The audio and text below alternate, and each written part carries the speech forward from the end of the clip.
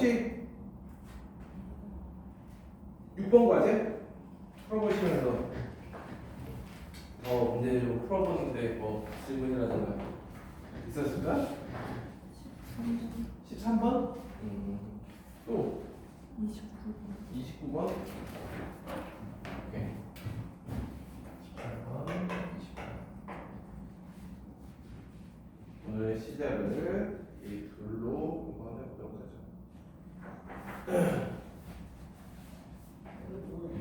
응? 이거 하고 그 경우에서 마지막 단 이게 진짜 재밌어요. 정규분포를 따르는 두 확률변수 xy의 확률 빌드업 수는 fx, gx이다. v of x와 v of y, 즉 분수한테 동일하고요. 이때 나와 있는 정보들을 보면 FA는 F3A 그리고 G2A 이렇게 되어 있고요.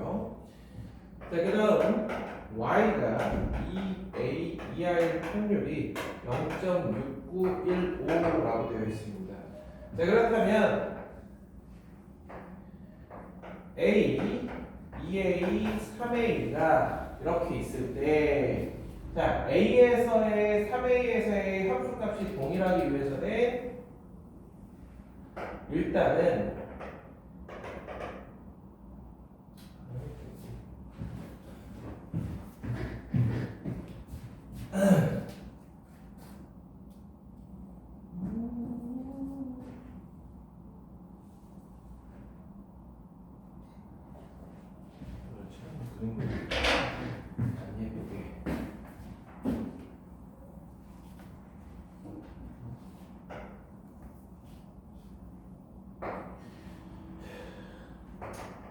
이렇게 썩 대칭적이진 않게 그려지긴 했는데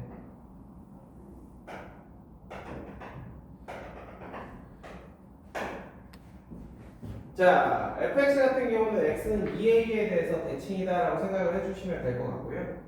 그 다음에 a, 3a에서의 함수 f의 함수값이 동일하고 그 다음에 g2a의 함수값은 그러면 여기를 지나가야겠네. 그럼 얘를 살짝 평행이동 시킨 느낌으로 이쪽 아니면은 이쪽을 이렇게 그려줘야 돼요. 그런데 얘 때문에 gx의 그래프가 오히려 이렇게 그래프가 그려집니다. 그래야만 2A 이하일 확률이 0.5보다 커질 테니까. 이렇게 그리고 나면 뭐 특별히 별건 없습니다. 요거 보시면은 당연히 얘를 적당히 평행이동 시킨 거니까 여기가 평균이 될 거고 거기 기준으로 보시면은 P Z는 2A에서 A를 빼고 시그마로 나눴을 때 얘가 0.692로 거의 표에서 보면 0.5에 해당하죠. 시그마 분의 A는 2분의 1 이렇게 볼 수 있고 자 그러면 문제에서 물어보는 거는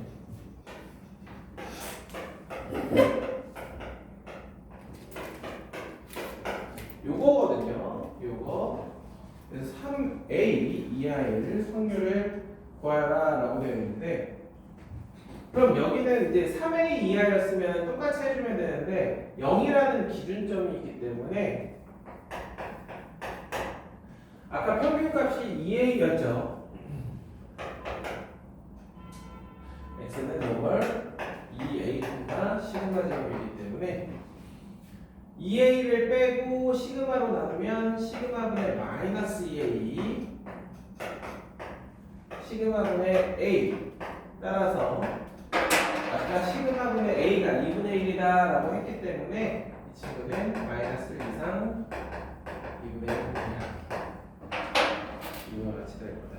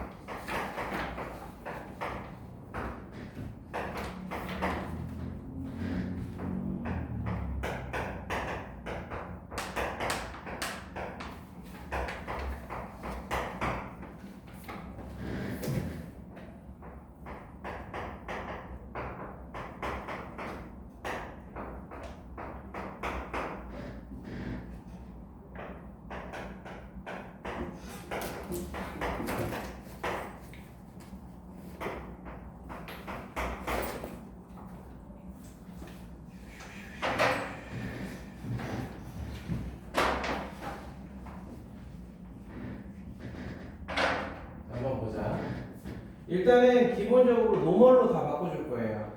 노멀 20콤마 5분의 4면 4의 제곱 노멀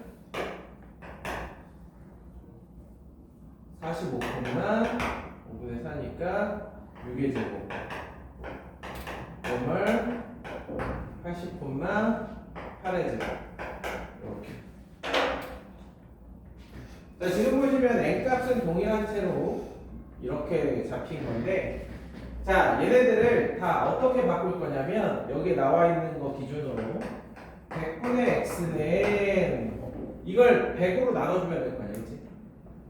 100으로 나눠주면 노멀 5분의 1 그 다음에 100분의 x 같은 경우는 어떻게 시그마 값을 어떻게 해주면 돼?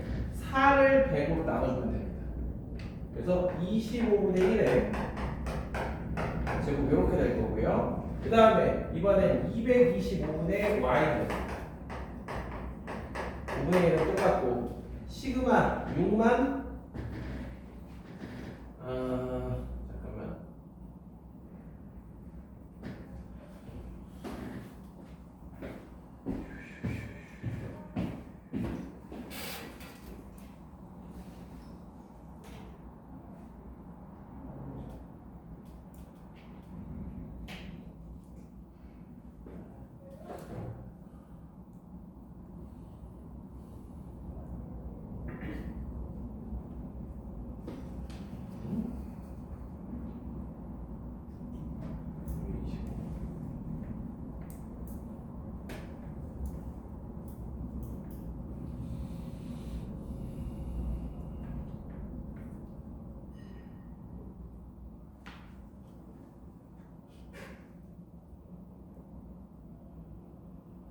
음. 6을 225로 나눠주면 어떻게 돼요? 225, 3, 75, 75분의 2 이렇게 될 거고, 마지막으로 이제 400분의 z 정말 5분의 1 400으로 나눠주면 50분의 1 이렇게 됩니다. 자, 우리는 이제 얘 가지고 생각해 주는 거야. 자, 그러면 이 10분의 1 미만이라는 것은 z 기준으로 생각을 해주면 어떻게 되게 되냐 이거야. 10분의 1을 25분의 1로 나눠주면 2분의 5 미만, 10분의 1을 50분의 1로 나눠주면 5 미만, 10분의 1을 25분의 1로 나눠주면 2분의 5 미만, 25분의 1을 75분의 2로 나눠주게 되면 2분의 75, 2분의 3. 자, 그 다음에 이 친구 75분의 2로 나눠주면 2분의 75, 2분의 3. 그 다음에 얘는 25분의 1을 50분의 1로 나눠주면 이렇게 될 겁니다. 자, 그럼 각각에 해당하는 확률은 이게 크면 클수록 확률이 더 크겠지? 그래서 이건 참인 거고, 얘는 이렇게 돼야 되니까 거짓인 거고, 얘는 이렇게 돼야 되니까 참인 거고.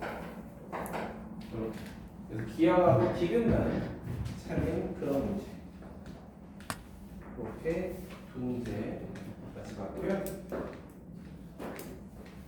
지난번 거 보시면은 우리가 이제 교재 다시 와봐라. 교재.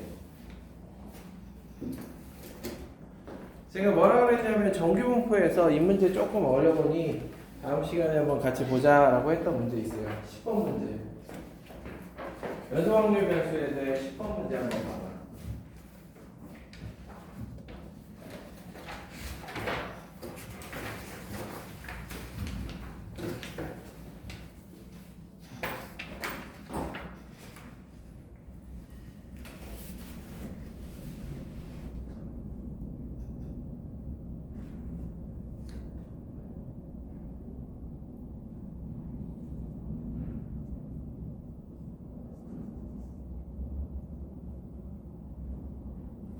한번 해봐. 저는 그새 표현을 좀 해놓을 테니까.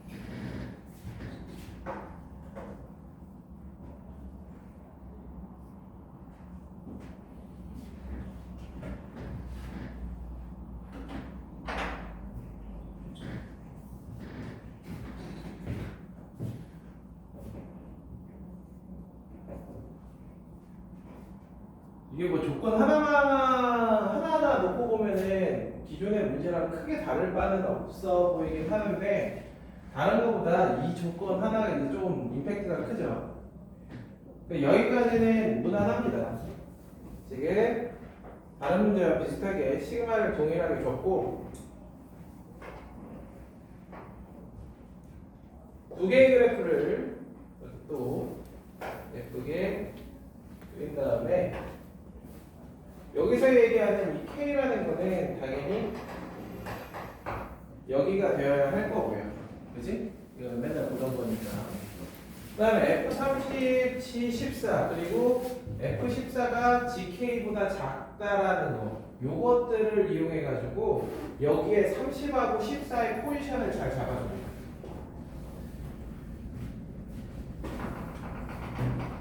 이렇게 긋고 나면 14의 위치가 GK보다 작아야 되니까 이게 F고 이게 G거든요. 그럼 14 같은 경우는 이쯤 있어야 되지 않을까? 이쯤. 그러면 G14하고 F30이 동일하다라는 것은 30의 위치는 F30하고 G14가 같아야 되거든요. 자, 그러면 여기가 G14야. 그러면 이렇게 했을 때 여기가 30이 되겠다. 이와 같이 해주고 여기가 M1, 여기가 M2거든요. 그럼 14하고 20 때문에 바로 K는 뭐인 게 보여? 21인 게 보여요. 그 다음에 K가 21인데 M1하고 M2는, 자 보시면 21하고 14가 있는데 M1은 26인가? 잠깐만 20? 2. 그래서 22하고 14 중에서 22에 좀 더 가까워야 돼. 그치? 그러면 그 얘기는 22와 14를 더한 다음에 2로 나눈 18보다 더 크다라는 얘기예요. M2도 마찬가지지. M2도 30보다는 22에 더 가까워야 돼. 그럼 더해서 2로 나눈 26보다 M2는 더 작을 거다. 요거까지는 이제 이 공부를 얻어낼 수 있는 맥시멈이라고 보시면 돼요.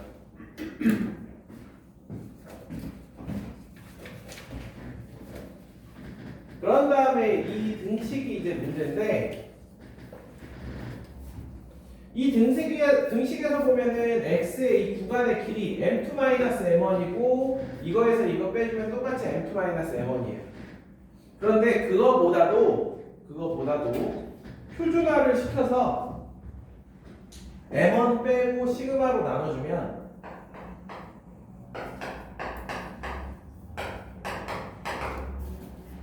m1 빼고 시그마로 나눠주면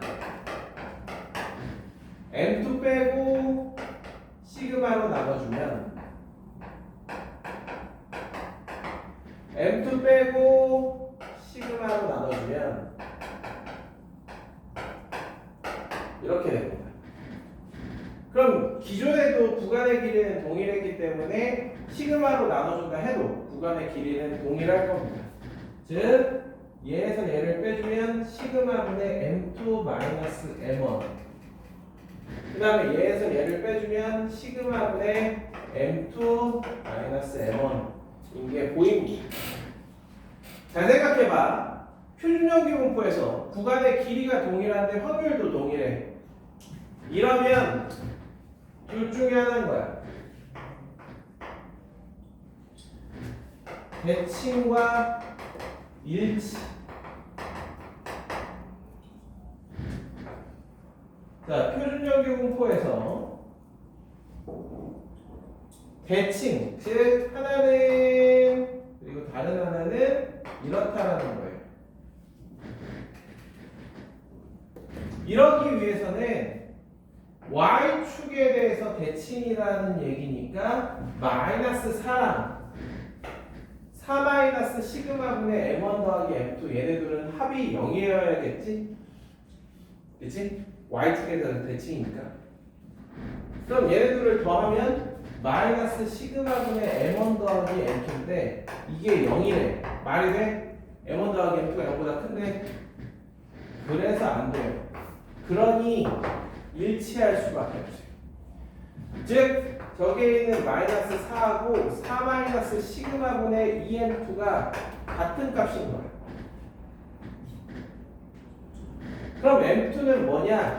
4 시그마. 이게 이 문제에서 제일 중요한 조건. 왜? 세 자연수라고 했거든요. 그럼 m2는 4의 배수여야 되고 이 범위에 있는 m2로 즉 4의 배수는 24밖에 없어요.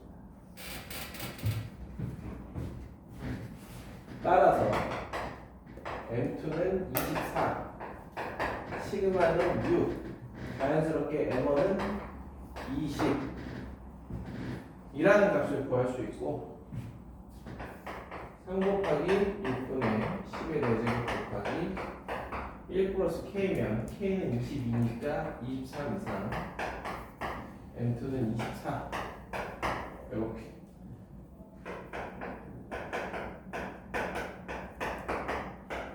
23에서 26이면 x는 비례값이 20이니까 20을 빼서 다시 6으로 나눠주면 얘는 0.51이 될 겁니다.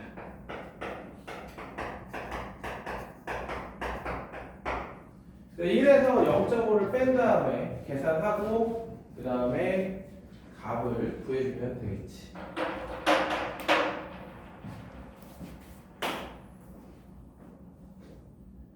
네, 이해 좀 될까요?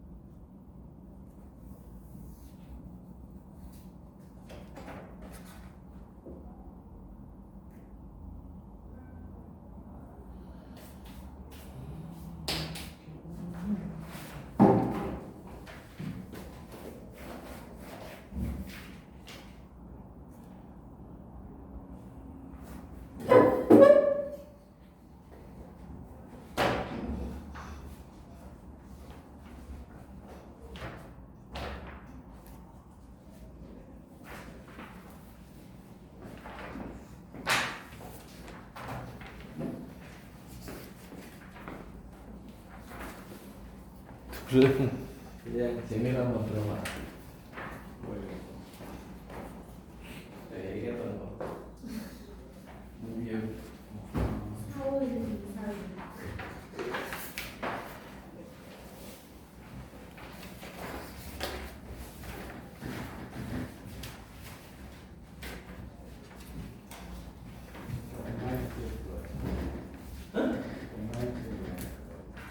아니.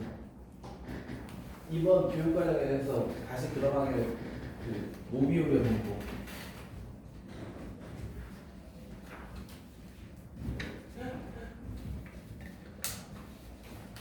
문제 몇 개만 같이 풀어볼 거고 금방 끝나니까. 그래서 실제로 요거 같은 경우는 어떻게 보면 새로 교육 과정에 맞춰서 나온 화통 문제집 이외에는 수특 같은 경우는 아직 나오질 않았어요. 수특은 내년에 나오겠죠. 그래서 그 전 연도 거 잘 찾아보니까 가장 최근 게 2020 학년도에 수특에 이게 들어가 있더라고. 그래서 2020, 2019, 2018 요 세 개년치의 수특에 들어가 있는 문제들을 뒤에 넣어놓은 거니까 연습해보기에는 훨씬 좋을 겁니다. 항상 이제 학교 선생님들이 참고하는 게 기본적으로 수특이니까.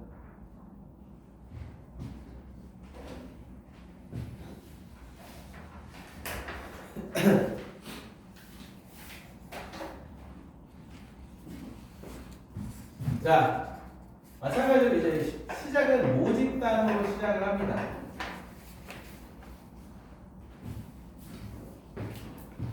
여러분들이 살다 보면은 뭐 참 많이 보게 되는 건데 예를 들어 뭐가 있을까? 가장 편한 게 시청률. 우리가 시청률이라고 그러지 시청 인구라고 하지 않죠. 뭐 얼마 물론 요즘은 이제 유튜브 개념으로 생각하면은 뭐 몇 명이 조회했다는 둥, 뭐 몇백만 조회니 몇 명이 공개 이렇게 나타나기 때문에 그거는 전수조사야 어떻게 보면. 그 실질적으로 그렇죠? 그냥 말 그대로 클릭한 횟수가 그대로 카운팅이 되는 거기 때문에 그건 전수조사가 되는 거고 우리가 TV 같은 경우는 실제로 모든 전 국민의 TV를 다 모니터링하고 있다라고 볼 수는 없다라는 거지. 그죠? 그래서 우리가 뭐 드라마 시청률이 10%다, 뭐 3%다 이렇게 얘기하는 것들이 과연 그런 식으로 전 국민을 다 모니터링 해가지고 알 수 있는 건 아니라는 얘기입니다. 그래서 자 한번 보면 그러니까 요즘하고 예전하고는 이제 방식 자체가 많이 달라졌어요.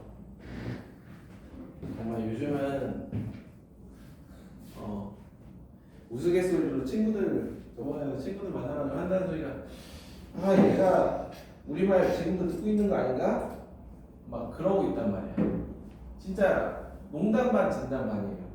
그만큼 우리의 일상 속에 너무 깊이 들어와가지고 그치? 어떻게 보면 없앨 수도 없고 그렇다고 해서 마냥 100% 신뢰도 못하겠고 이제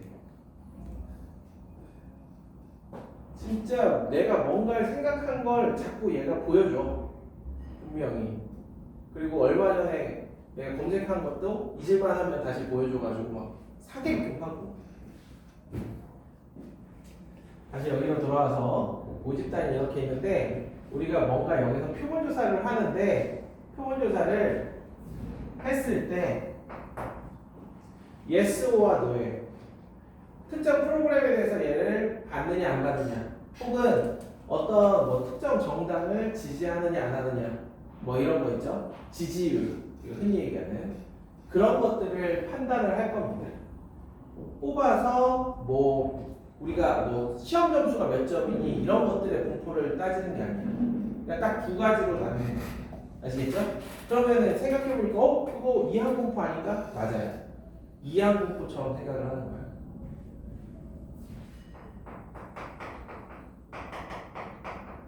뽑는 건 똑같아요. N개를 뽑을 거야. 그런데 확률변수 X를 뭐라고 잡을 거냐면 이들 중 찬성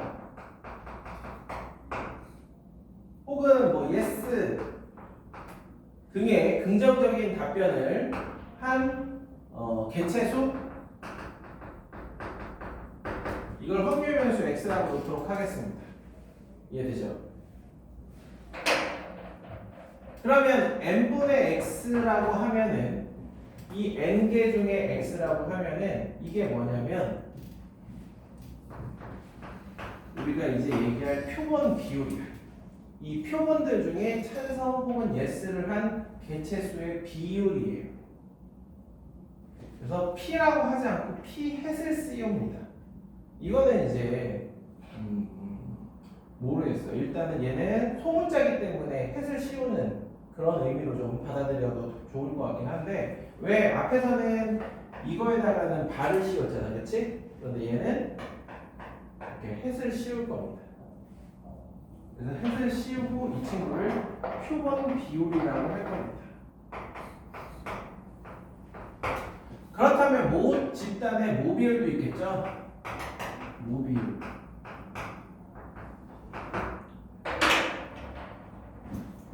자, 먼저 x에 대해서 알아볼게요. x는 모비율이 p인 이러한 집단에서 n개를 복원 추출해가지고 보는 거야. 그래서 그냥 바이노미얼 np야. np.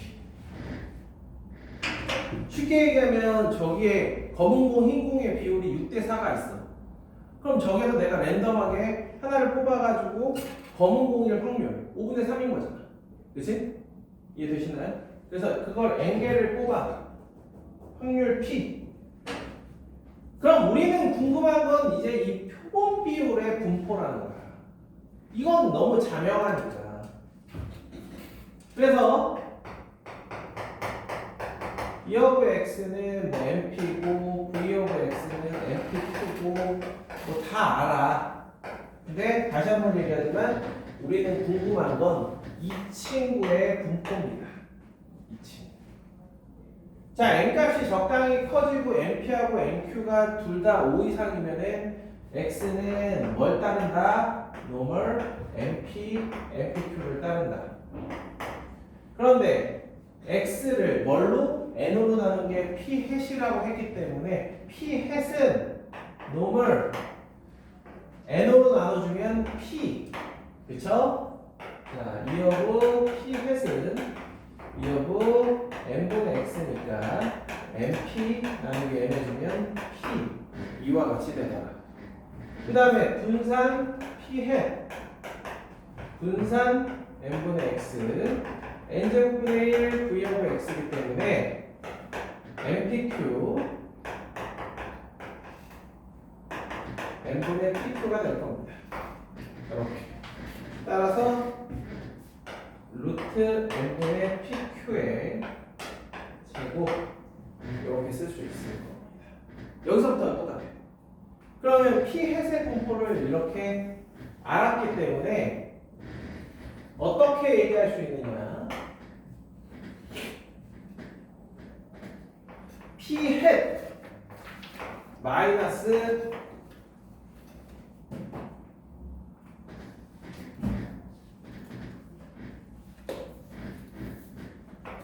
p 햇 마이너스 p 나누기 루트 n분의 pq가 마이너스 1.96 1.96 1 확률이 0.95다. 이거라는 거야. p 햇을 내가 n개를 조사해가지고 걔네들로 나온 표본 비율을 구했을 때 그 표본 비율이 이 범위에 들어갈 확률이 0.5. 바로 어제 여기서 딱 이야기 드린 그 식이죠. 똑같이 얘를 가운데에 오게끔 p-1.96 루트 n분의 pq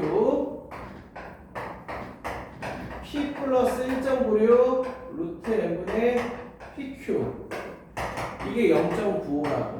이 범위에 들어갈 확률이 0.95라고. 그거를 뭐하고 뭐만 바꿔줘? 이 친구하고 이 친구의 위치만 이렇게 바꿔줍니다.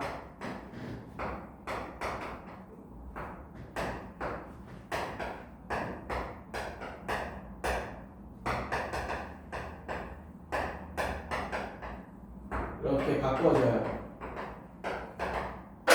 이게 그럼 뭐가 되는 거야? 신뢰 구간이 되는 거야. 내가 P 햇을 구한 거 아니야? 그 상태에서 P를 유추하는 거 아니야? P가 어떠한 범위의 값을 가질지 그 P의 구간에 대한 신뢰 구간. 뭐? 신뢰도 95%. 그럼 이제 이 식에서 조금 의아한 건 뭐야? 여전히 PQ가 남아있다는 거지, 그치? 그래서 이 PQ, 야, 니네는, P 햇의 기대값이 P이기 때문에 여기에서의 PQ는 P 햇과 Q 햇으로 대체합니다. 이게 맞지? 내가 P를 추정해야 되는데 여기에 P가 있는 것 자체가 어불성설이죠. 그죠? 말이 안 되잖아. 그래서 P 햇과 Q 햇으로 이렇게 교체해 줍니다. 이게 다야. 이 단어네. 납득. 그래서 요거 같은 경우는 이렇게 보면 이런 건 정말 비율로 얘기할 수밖에 없긴 하겠다. 어떤 수치적으로 얘기할 수 있는 게 아니라 1과 0인 거잖아. 한마디로 찬성하면 1인 거고 반대하면 0인 거란 말이야.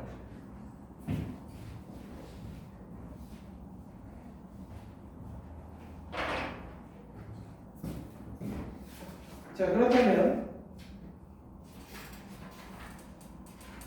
여기 보면 5번에 나오는 5페이지에 나오는 게 한 장 넘겨서 5페이지에 보면 최대 허용 표본 오차라는 8글자. 저도 이거는 볼 때마다 이 최대 허용 표본 오차. 허용 말 자체가 어려워요. 이게 어느 순간 사라졌던 단어인데 그래도 종종 문제에 나오곤 했었어요. 뭘 물어보는 거냐?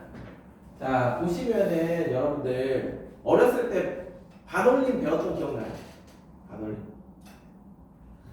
반올림. 어떤 수를 반올림 해가지고 소수 첫째 자리에서 반올림 했더니 그 5가 되었다. 그러면 얘는 뭐 4.5 이상 5.5 미만 이러잖아. 기억나? 아니 진짜 왜냐면 이때 오차의 한계 기억 안 나? 오차의 한계?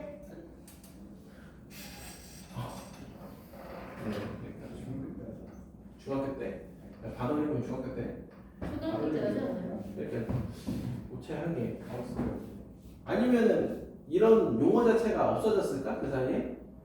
아니 있었죠. 있지? 그래 니네들 근데 초등학교 때 그래 초등학교 때는 뭐 중학교 때 그게 중요한 게 아니라 오차의 한계라고 물어보면 뭐야? 0.5잖아. 그건 몰라. 그거 놓쳤어요. 어? 오차 있는 게 있는 없었어. 처음 들어요.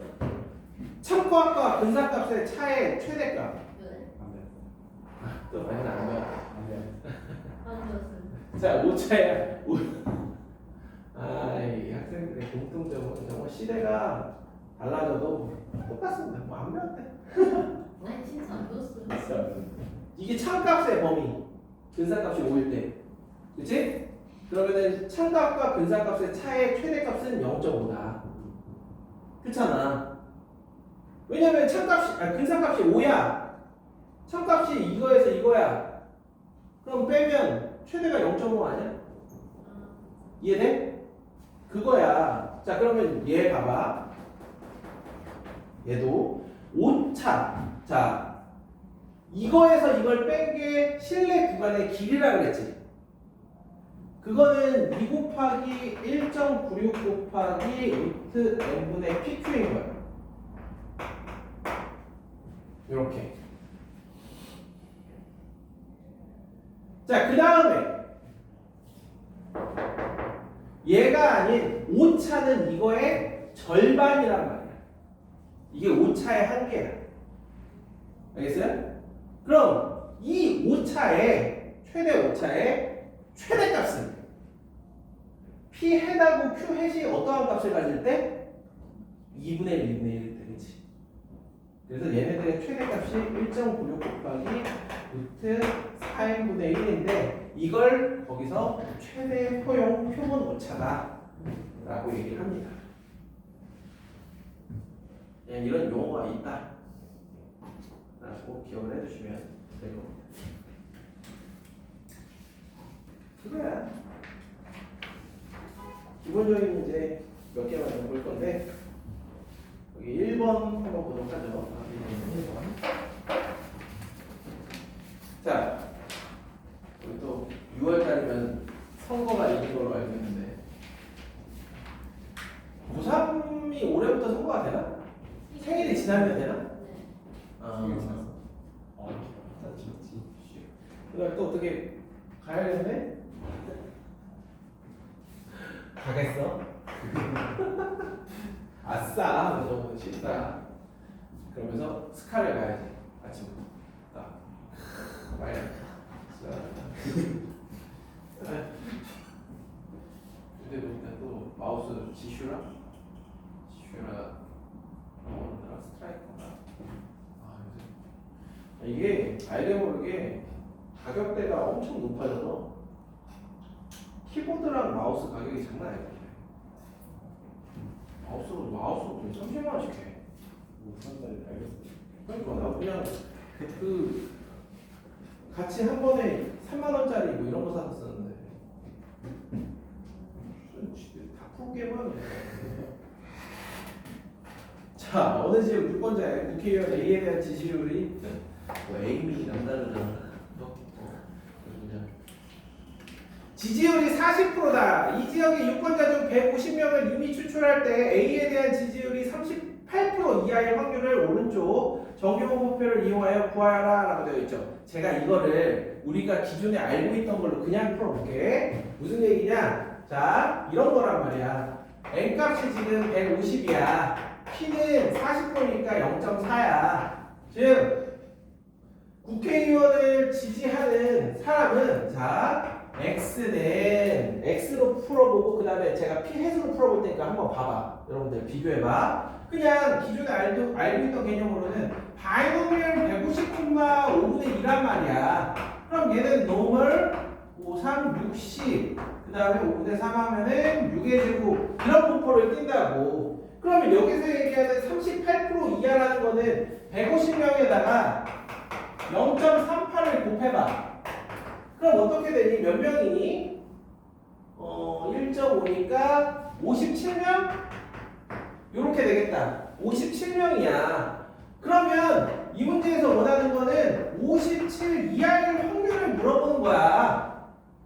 그럼 57에서 60 뺀 다음에 6으로 나눠주면은 뭐야? Z가 마이너스 0.5 이하일 확률이 되는 거지. 자, 이거를 표본 비율 뭐 방금 전에 한 걸로 내가 설명을 해보면 이 단원에서 원하는 거는 P 해세 분포가 0.4 그대로 0.4 그대로 그 다음에 여기에 와야 되는 값이 아까 얘기했죠. 루트 n분의 pq의 제곱 요렇게 아시겠어요? 그래서 여기에는 루트 150분의 0.4 0.6 곱한 0.24 뭐 일단 요렇게. 그럼 150분의 0.24가 뭔가 한번 계산해보자. 100 곱해주면 이렇게 될 거고 6으로 나눠주면 2500 25의 제곱분의 1이네? 그치? 오케이.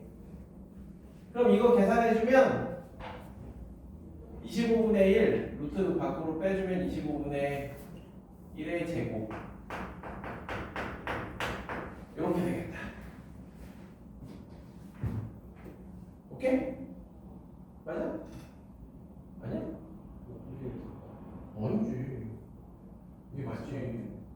아이 루트 안에 있을 때 25의 제곱분의 1이야. 그럼 밖으로 끄집어내면 뭐야? 25분의 1이지. 그거의 제곱이라고. 내가 그래서 아까 루트 n분의 pq의 제곱이라고 써놓은 거잖아. 자, 이렇게 된 상태에서 p 햇이 0.38 이하일 확률을 물어보는 거야. 그럼 여기에서 0.4 빼고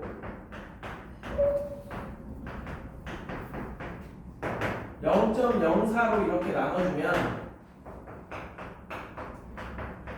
마이너스 0.52야. 똑같다. 똑같아요.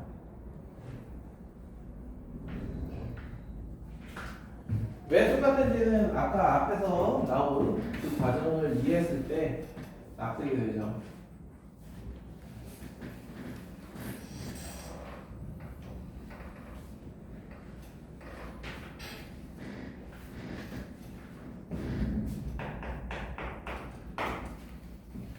자, 그렇다면 이제 실내 구간 문제 하나만 해보고 오늘 본 수업 이제 또 마지막 단원 8단원으로 다시 가도록 하겠습니다. 자, 3번 문제 보면은 세척제 A를 1200번 독립적으로 실험한 결과 900번은 자동차 얼굴을 지울 수 있었다라고 하자. 이 결과를 이용해서 P에 대한 실내 구간을 한번 구해봐라.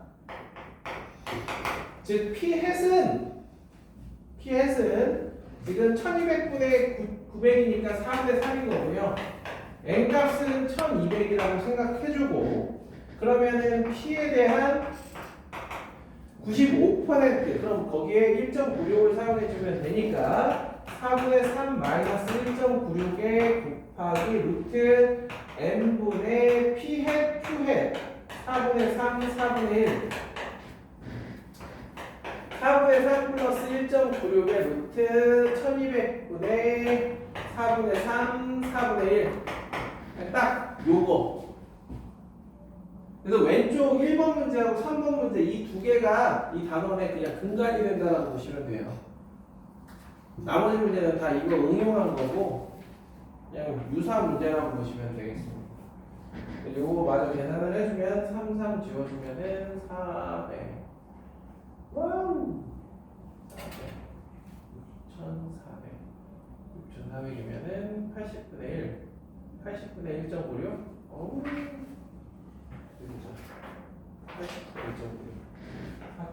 0.75에서 80분의 1.96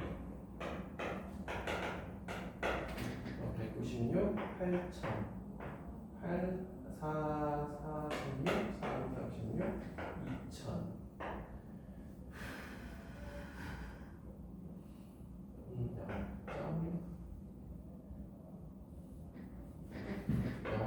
0.0245 이렇게 0.0245 그럼 7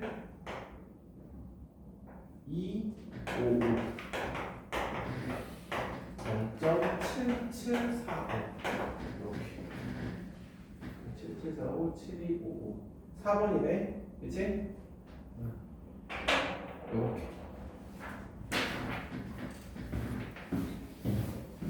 이게 새롭게 들어간 내용이야. 너네들은 이거 좀 풀어보시고 나중에 오케이.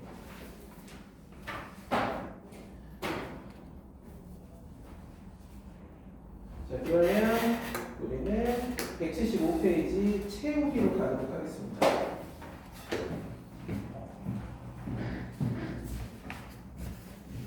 채우기.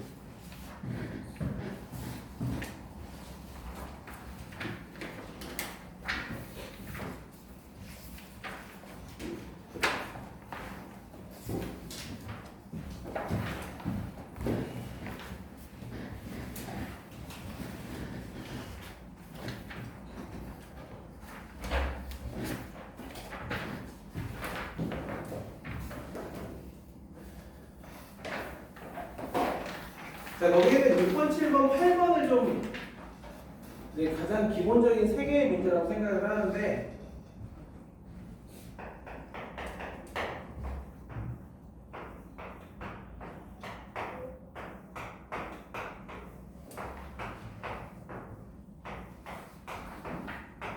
(1과) 마이너스 1을 여기 16칸에다가 적을 텐데 가로의 합과 세로의 합이 모두 0이 되도록 채우는 방법의 수를 구해볼 겁니다. 그래서 그림을 3개 그린 이유는 첫 번째 줄을 채우는 거는 뭐 1, 2개, 2, 2개를 채우면 되니까 2팩, 2팩분의 4팩이야. 그래서 1, 마일로 채워져 있다라고 해봅시다. 그럼 이제 포인트는 두 번째 줄인데, 두 번째 줄은 완전 똑같이 혹은 완전 반대로 혹은 반반 이렇게 나눠봤습니다. 그러니까 6개를 한 가지, 그 다음에 한 가지, 나머지 4가지로 나눈 거야. 그러면 이제 세 번째, 네 번째 줄을 채우는 방법이 각각 다르다라는 거지.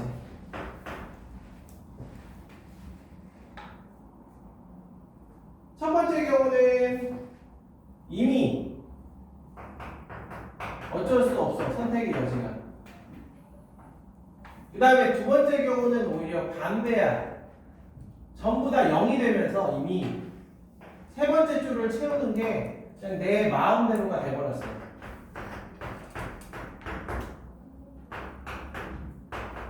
그리고 마지막 경우는 또 마찬가지로 반반이지. 정해지는 거 반, 자유로운 거 반. 이렇게. 그래서 세 번째 줄을 여기는 1마일이냐 마일 1이냐 이렇게 해서 무식했지.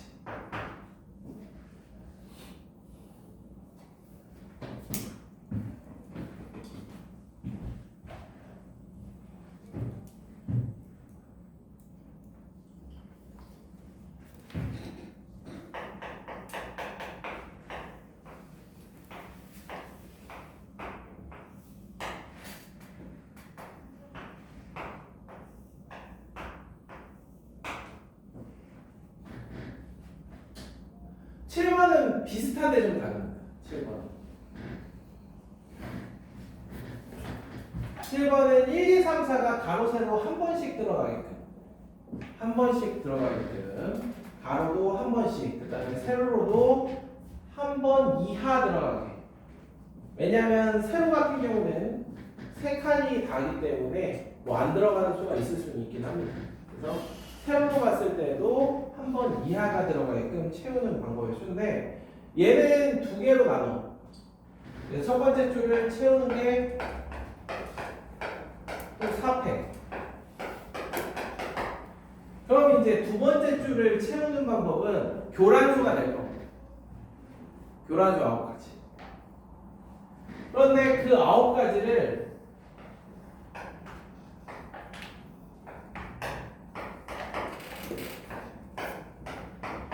왼쪽과 오른쪽의 차이가 보이나요? 그 왼쪽은 둘씩 바꾼 거고 오른쪽은 전체가 다 섞인 거예요. 즉 둘씩 자리를 바꾼다는 건 1이 누구랑 자리를 바꿀 거냐 그것만 고민하면 되니까 총 3가지고요.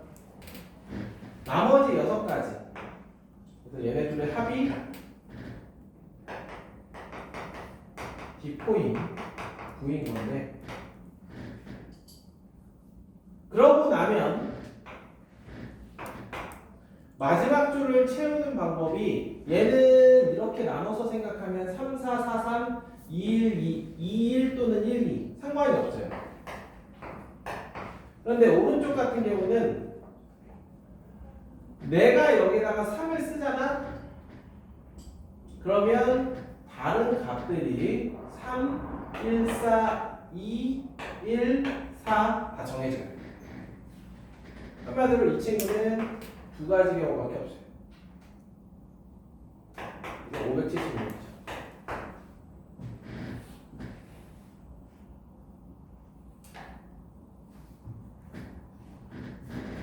그래서 보통 이 문제 같은 경우는 풀이를 어떤 식으로 많이 이제 책들에 나와 있냐면 1, 2, 3, 4까지는 똑같아요. 4팩.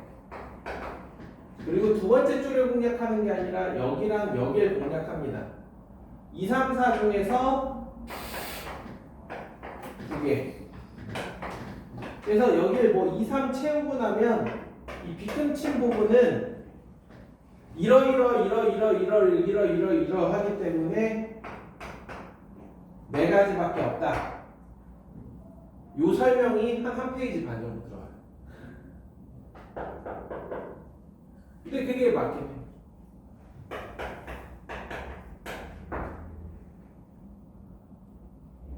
그래서 저도 반에 어느 반에 들어가느냐에 따라서 왼쪽 방법과 오른쪽 방법을 좀 선택해서 설명을 합니다. 그래서 오른쪽 방법 같은 경우는 이 빗금친 부분을 자 여기 빗금친 부분 몇 가지나 있는지 각자 해보라 그래. 그래야 남지.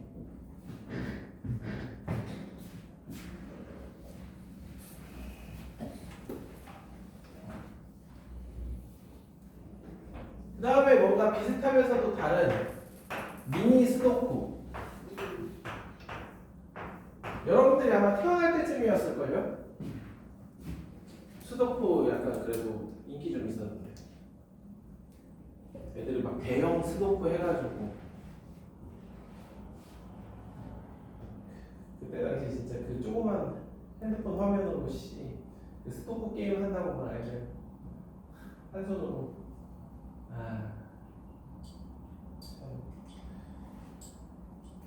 요즘은 밤마다 한 명씩까지 아니라 정교회 한 서너 명 아직도 있잖아. 그 지오메트리 게임하는 애들, 그치? 지금 1학년 S반에 2학년 S반인가 2학년 S반에도 한 명 있어. 쉬는 시간만 보면 그거 하고 있어. 딱 많아. 지금 매니아들. 내가 알고 있던 학생도 맨날 쉬는 시간만 되면 그 당시에 그 당시에 핸드폰으로 다른 친구들 뭐 다른 거 할 때 스도크만 하는 친구 하나 있었는데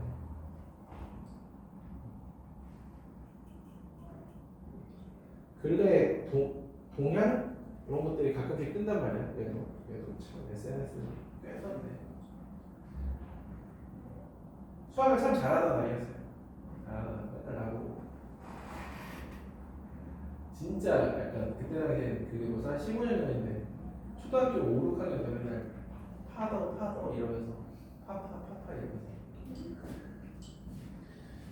파더 치는데 나중에 정말 국대까지 하고 그다음에 지금 이제 서울에 있는데 저걸 엄청 좋아하더라고. 그 방탈출? 그 웬만한 방탈출은 다 깨는 것 같은 그런 느낌. 최근에 보니까 약간 국제 체스 뭐 이런 대회는 아닌 것 같고 그러니까 하여튼 계속 그런 것만 하더라고. 와 진짜 약간 너드 느낌, 진짜 제대로 나는 느낌.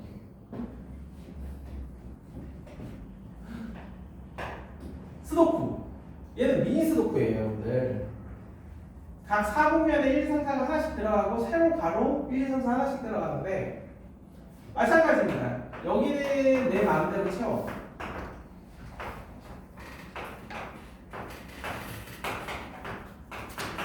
그런 다음에 여기도 내 마음대로 채워요.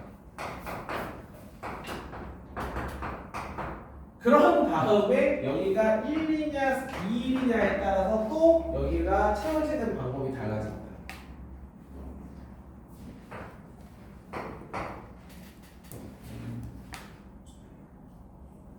이런 건 경험이에요.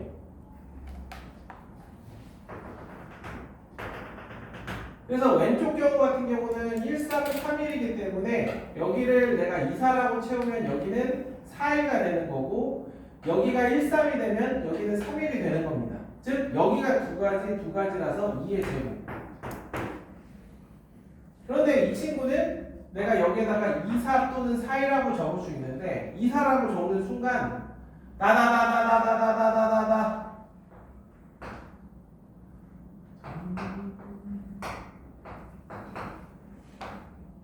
이렇게 정해집니다. 그래서 두 가지밖에 없어. 얘는 절반인 288가지.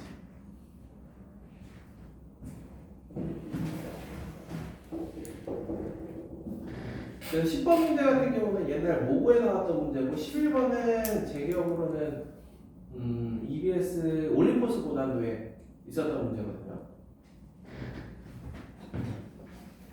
그럼 8번 문제하고 11번하고 연관지어서 한번 생각해봐. 11번이 무슨 얘기인가?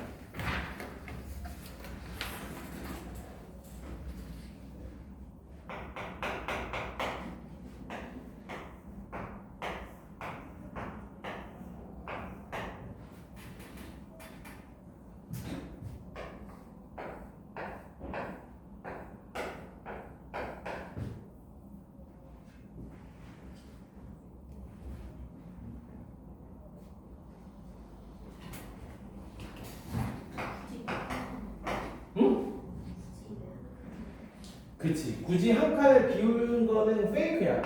있으나 없으나 똑같아. 여기에 들어가는 건 어차피 정해지니까. 그런데 이 문제는 다른 게 뭐냐면 여기 첫 번째 칸을 A가 고정해서 쓸 거야. 그러면은 경우의 수는 저 288가지에 몇 분의 몇이 되겠어? 그렇지. 정답은 72가지입니다. 똑같은 거.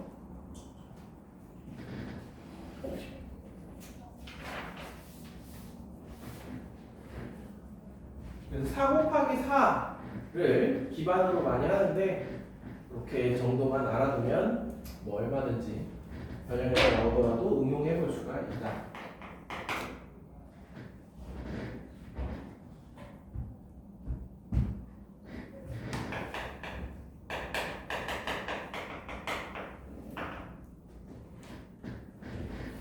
자, 그 다음에 이제 최단 경우. 자, 최단 경우는 M칸, N칸, A에서 B로 가는 최단 경우의 수가 또는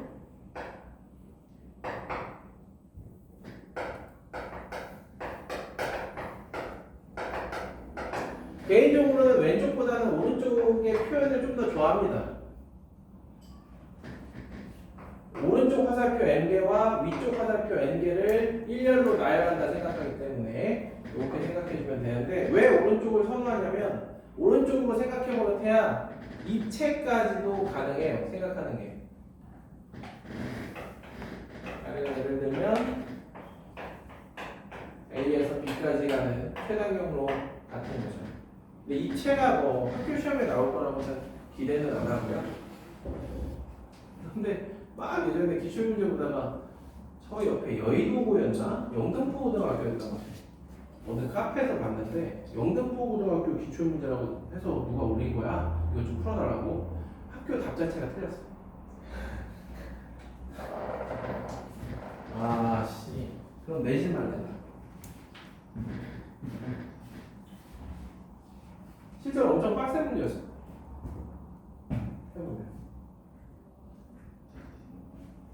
원기둥에 이렇게 빗금을 쳐가지고 만들어낸 문제였는데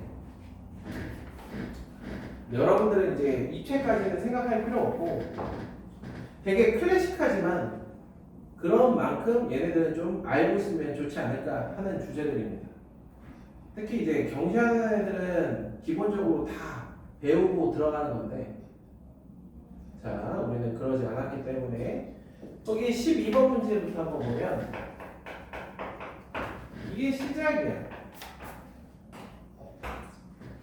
A에서 B를 가는데 여기 기역, 니은, 디귿, 리을 중에 하나를 찍고 이렇게 가라는 얘기입니다.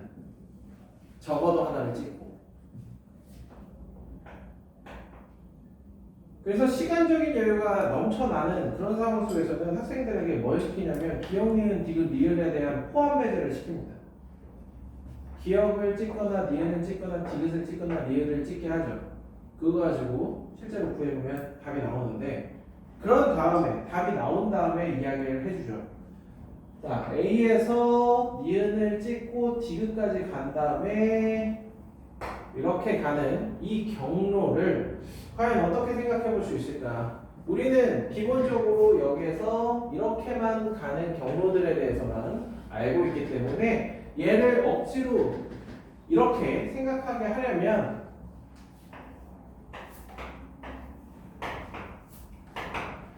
다시 다시 얘를 대칭시켜서 그림을 이와 같이 그린 다음에 A에서 B'으로 가는 경로를 이렇게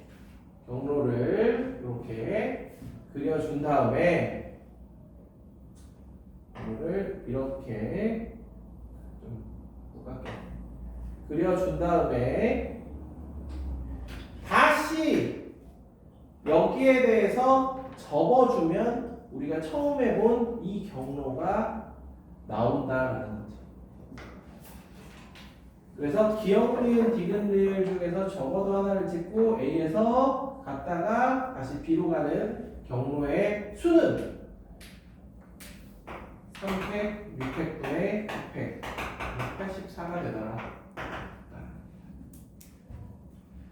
그런데 이러한 경로 중에서 이제 조건을 뭘 붙이냐면 한 번 지나간 길은 지나가지 않았으면 좋겠대.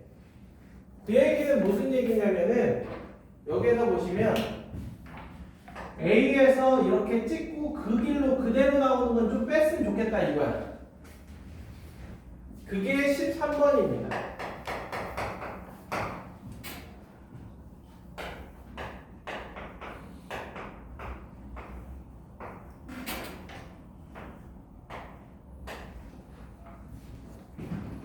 이게 13번이야.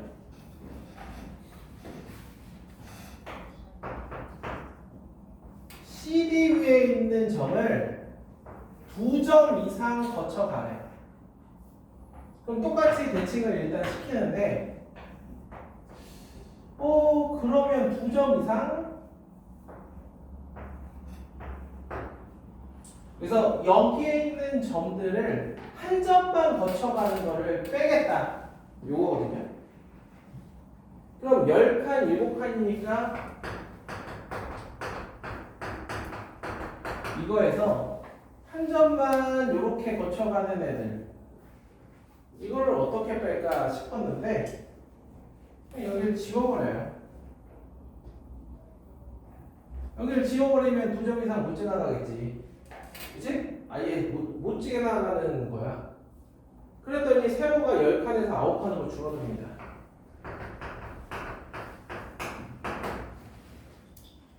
그래서 17 컨비네이션 7에서 16 컨비네이션 7을 빼고 계산하려고 봤더니 너무 예뻐. 왜냐면 파스칼 삼각형에서 봤던 그거 16 컨비네이션 6이 되는 거지. 그래서 저렇게 간단하게 답이 나오면 그때부터 약간 의아해합니다. 왜 저렇게 간단하게 나올까? 한번 생각을 해보는 거야.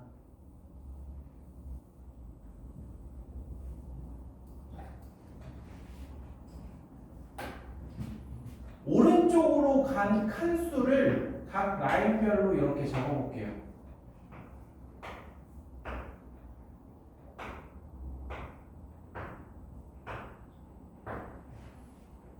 총 11개인데 그 11개의 합이 7칸이야. 근데 얘만 1 이상이면 돼. 그래서 16 컨베이션입니다.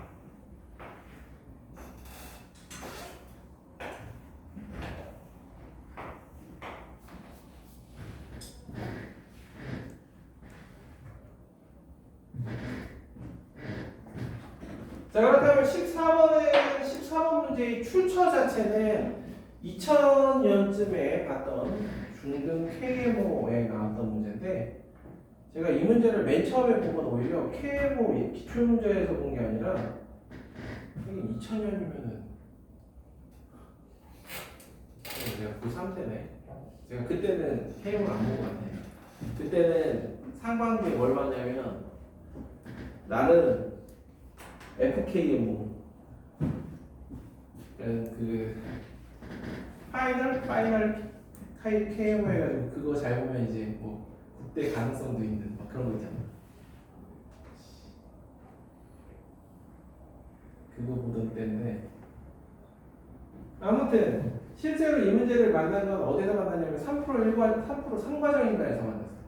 여러분들 3%라고 그 사고력 수학 교재가 있어요. 지금은 워낙 사고력 교재가 많아졌지만 한 10년 전만 해도 3% 시리즈 1, 2, 3, 4과정하고 뭐가 있었냐면 1031 교재. 요게 이제 사고력 교재의 양대 3개가 있어요. 1031은 의미가 뭐냐면 상위 10% 문제, 상위 3% 문제, 상위 1% 문제 막 이렇게 단계별로 썼거든요. 그래서 지금 약간 TMI지만 3% 1, 2, 3, 4 과정의 저자는 제가 듣기로는 지금 일산 중에서 사고력 학원을 하시는데 규모가 어마어마하다고 수강생이 몇천 명쯤 된다고.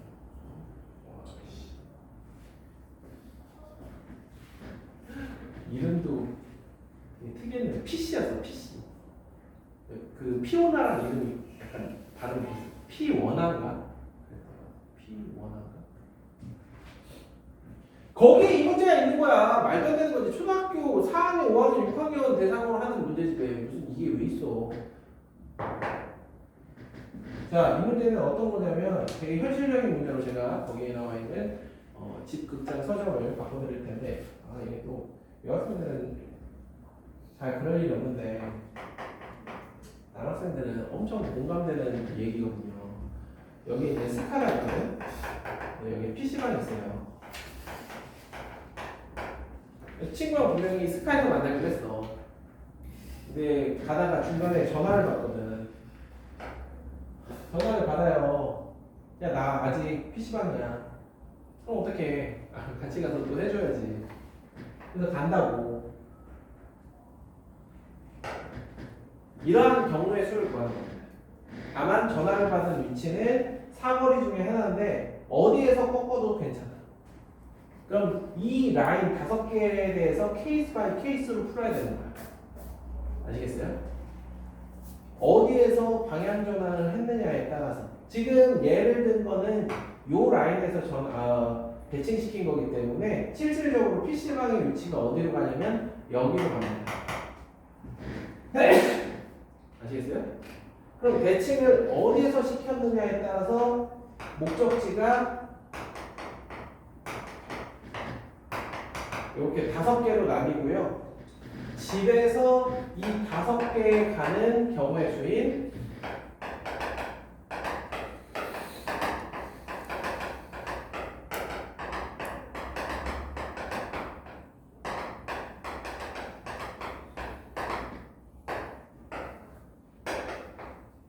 이거 답에는 321이라고 적혀 있는데 답이 791이에요. 이 문제가 2010년도 후반쯤에 2018, 2016 후반쯤에 모고로 한번 나온 적이 있어요. 딱 요만큼 잘라가지고.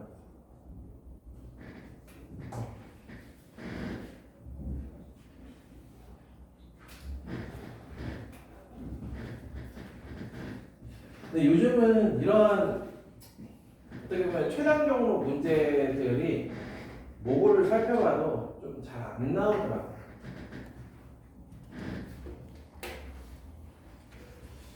음. 2010년도 후반? 이때만 해도 좀 보였는데.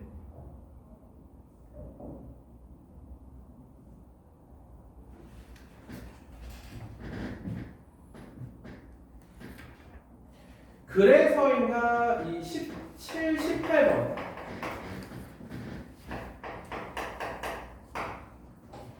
실제로 18번 문제가 이제 학교 기출이고요.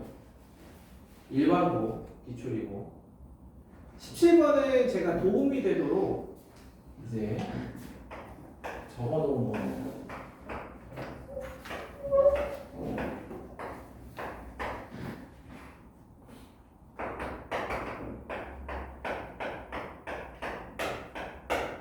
요거하고 좀 쉽게 해요.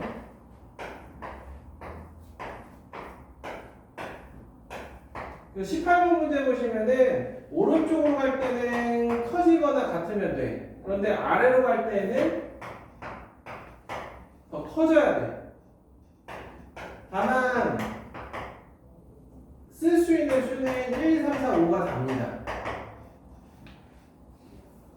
그래서 이거에 대한 정풀은 중복조합으로 이렇게 풀이해 놓은 것들이 종종 있는데 저는 그거보다는 봐봐 17번 그림 볼래요? 17번은 0 또는 1로 채우는데 절대로 증가하면 안 돼. 오른쪽으로 가거나 아래로 아니 감소하면 안 돼. 오른쪽으로 가거나 아래로 갈 때. 그래서 보니까 이 예시가 하나의 힌트인데 경계를 이렇게 그려. 그래놓고 이렇게 이어보면 여기에서 여기로 가는 최단 경로 그려서 이쪽은 0, 이쪽은 1로 채우면 돼. 아시겠어요?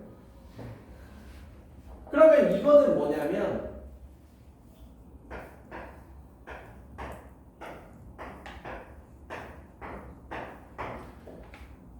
마1, 마2, 마3, 마4를 해서 다시 써보면 왼쪽하고 똑같아.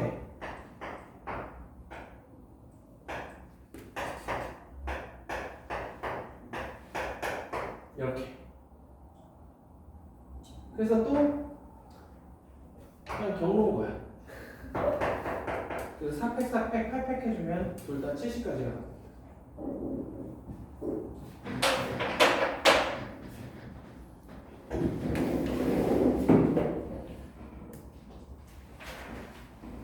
평범하진 않은데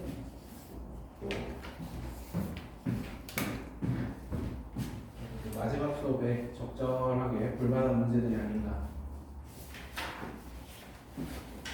자, 좀 쉬었다가 이어서 해보도록 하죠. 음수 아니야? 무슨 나왔어? 아래로는 무조건 증가해야되기 때문에 아래로 아래로는 무조건 증가해. 안 그러면은 어렵지. 조건이 달라. 17번하고 18번.